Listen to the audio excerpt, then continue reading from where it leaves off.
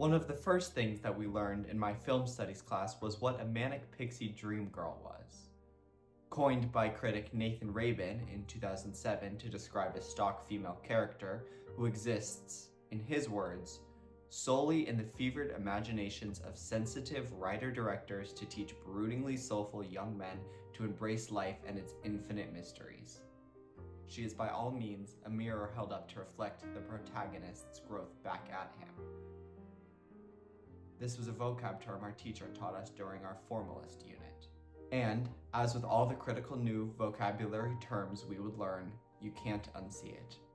Which is exactly what happened when we circled back to Eternal Sunshine of the Spotless Mind during our postmodernism unit.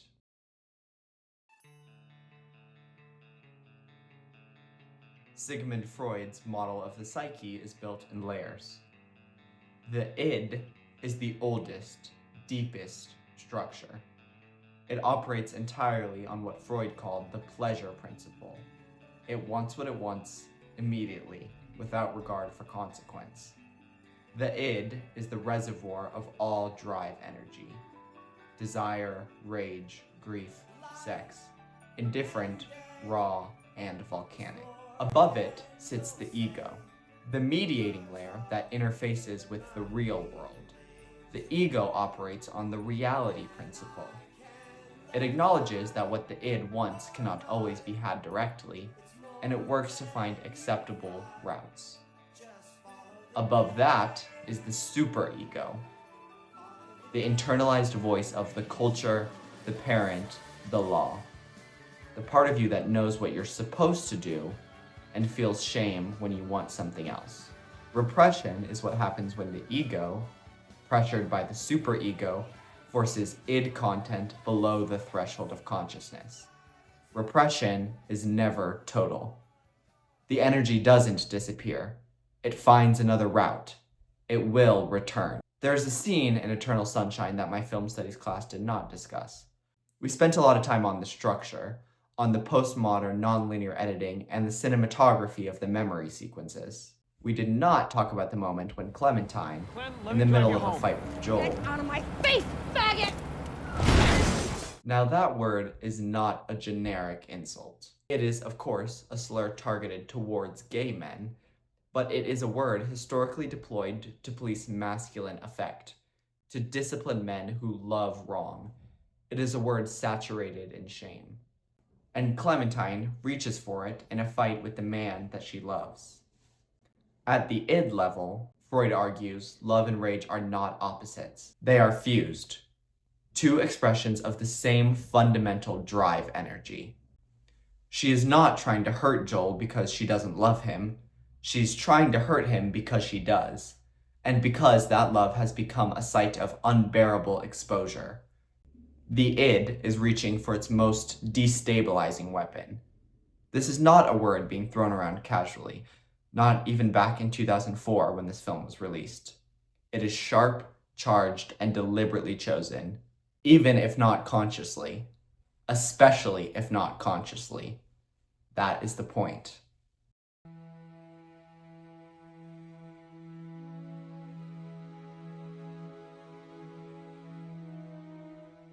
In 1920, Freud published Beyond the Pleasure Principle, a text that made many of his colleagues profoundly uncomfortable, because in it he proposed something that seemed to contradict the entire foundation of psychoanalytic theory.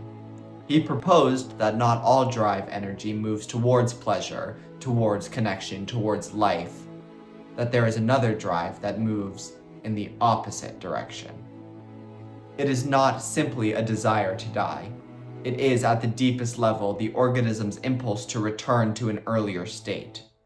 Freud's formulation is this: the goal of all life is death. Every living thing carries within it a drive towards the inorganic, towards stillness, towards the state before selfhood, toward the spotless. He called it Todestrieb, or, in the Latinized form that entered the clinical vocabulary, Thanatos. Trauma activates Thanatos. When the psyche is overwhelmed, when it cannot process or metabolize, the death drive finds an outlet, outward, as aggression, the id erupting in violence, in language, Faggot! or inward, turned against the self, obliteration, erasure, and the attempt to unbecome. Clementine does both. Section 2 was about the outward expression with the fight and the slur. This section is about the inward turn. Though we don't see it, we, as the audience, know that Clementine went first.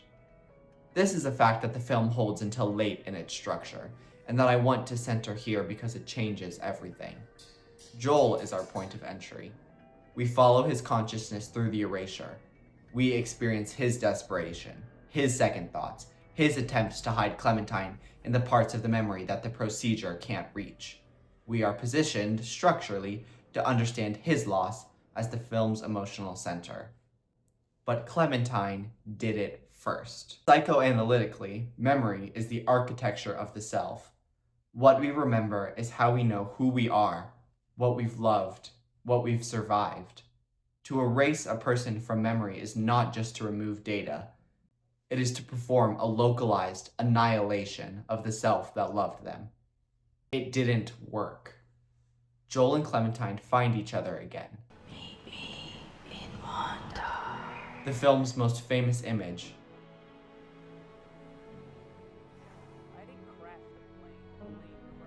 Drawn together by something that the procedure couldn't touch. The unconscious kept the record. The body remembered what the mind was made to forget. Freud's theory of the compulsion to repeat is relevant here. The repetition compulsion in the psyche's tendency to recreate conditions of its trauma. The id wants resolution, but it will keep setting up the same scenario until it gets it.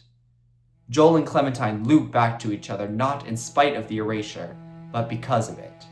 The procedure activated the repetition compulsion. The Thanatos of deletion paradoxically feeds the Euros of reunion.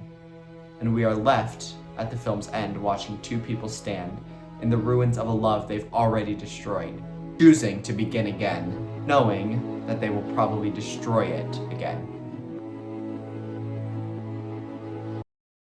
Let me say up front that Clementine is never coded as explicitly queer. There's no textual evidence of same-sex attraction or explicit comment on her sexuality as anything other than heteronormative. But queerness, as a theoretical and critical category, is not only about who you want to sleep with, it is about a relationship to normalcy. The work I'm drawing on here comes from theorist Eve Koskovsky-Sedgwick, particularly in her concept of queer affect, the idea that there is a recognizable structure of feeling associated with queerness that precedes and exceeds its sexual content. It is driven by intensity. In a straight world script, too muchness in a woman is a failure of traditional femininity. You are supposed to be appealing, warm enough but not overwhelming, present enough but not demanding, feeling enough to be desirable but not so much that it becomes a burden. Clementine is not like this. This is recognizable queer iconography. The experience of having an emotional register that the dominant culture reads as malfunction. When I watch Eternal Sunshine of the Spotless Mind, I identify with Clementine not because I am like her in every particular way, but because the shape of her inner life is familiar that, in a way, maybe I don't know how to explain. I have a specific relationship with this movie. I am a queer person watching a straight film. Again, by every metric of representation, Clementine is not my blueprint. She is a heterosexual woman in a heterosexual relationship written by a straight man filtered through a male protagonist's consciousness. There is no version of this story that was constructed with me in mind.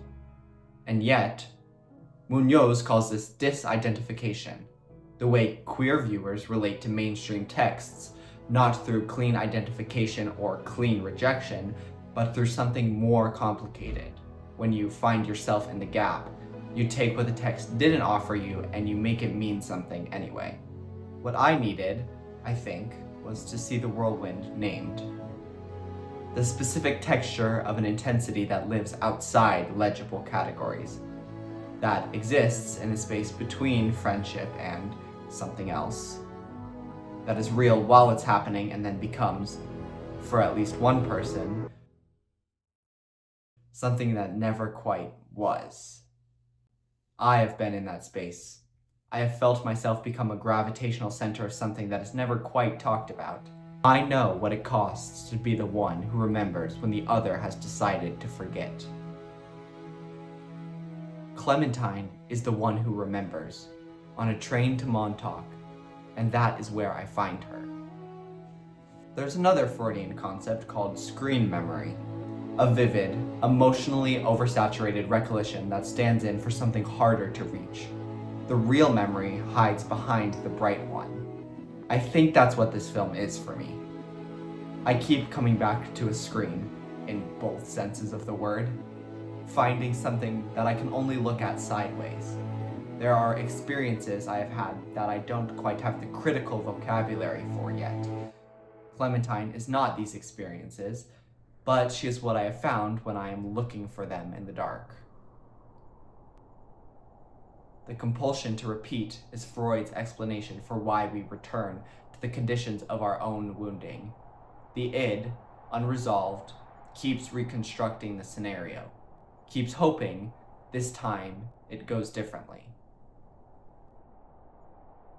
I think I come back because of the ending, because they find each other again, because the unconscious keeps the record even when everything else is gone, because some part of me watches Joel and Clementine stand on that beach in that house that is actively falling apart around them, and wonders, maybe a little bit foolishly, What if you stay this time?